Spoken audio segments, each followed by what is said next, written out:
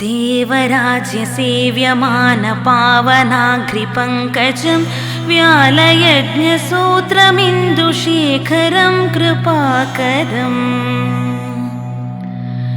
नारदादियोगिवृन्दवन्दितं दिगम्बरं काशिकापुराधिनाथकालभैरवं भजे।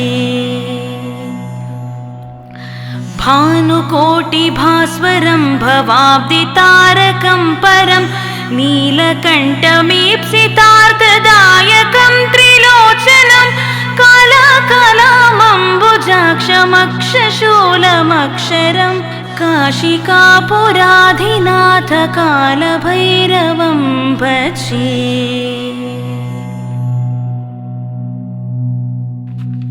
शूलटङ्कपाशदण्डपाणिमादिकारणं श्यामकायमादिदेवमक्षरं निरामयं भीमविक्रमं प्रभुं विचित्रताण्डवप्रियं काशिकापुराधिनाथकालभैरवं भजे।